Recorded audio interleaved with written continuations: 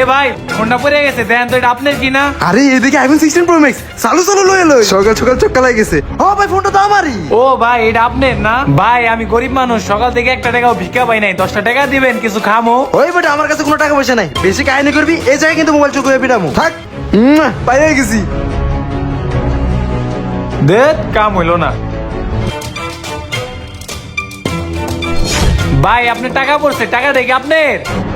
আরে 2 লাখ টাকা বান্ডিল। হ্যাঁ ভাই, এটা তো আমাদের বেলাজারের পকেট থেকে পড়ছে।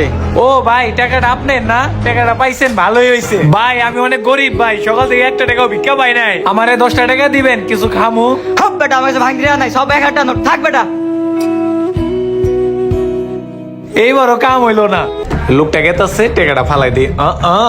ভাই আপনার টাকা পড়ছে, টাকাটা কি আপনার?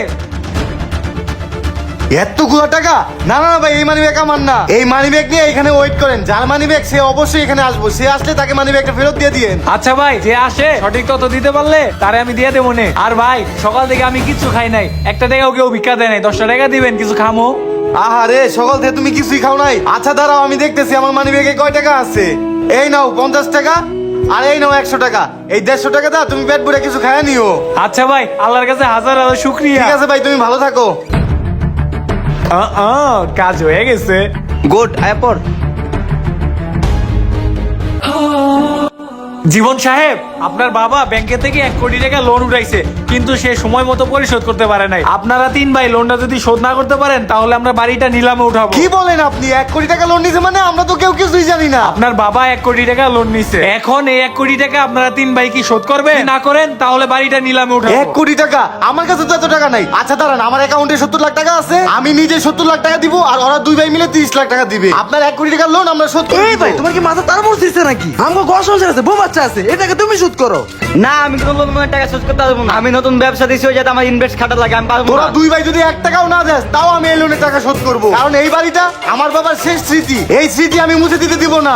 শুনেন ভাই, আমার অ্যাকাউন্টে 70 লাখ টাকা আছে, এই 70 লাখ টাকা দিব, আর বাকি যে 30 লাখ টাকা থাকে ওটা প্রতি মাসে 5 লাখ করে শোধ করে দিব। ঠিক আছে ভাই, আপনি দিলে দিতে পারেন, তাহলে আর এই বাড়িটা নিলামে উঠাবো না। নেন এখানে একটা সই করেন। আচ্ছা আচ্ছা করে দিচ্ছি। এই নেন ভাই, সিগনেচার হয়ে গেছে।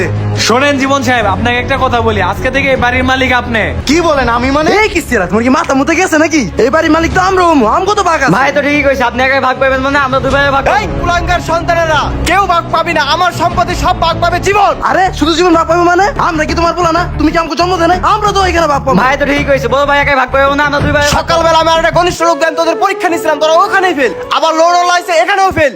বাবার শেষ বয়স, শেষ সম্বলিত ছেলে, আর সেই ছেলে যদি বৃদ্ধকালে বাবাকে না দেখে, এই সন্তান আমি কি করবো? ইয়ে মানে বাবা কি কও? আমি তো তোমার শেষ বসে দেখতাম। তোমরা আমার শেষ বয়সে কি দেখবে আমার ভালো করে জানা হয়ে গেছে। আমার বাসা থেকে এখনই বের হয়ে যাও।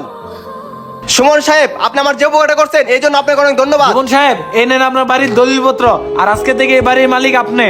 চল বাবা উপরে যাই।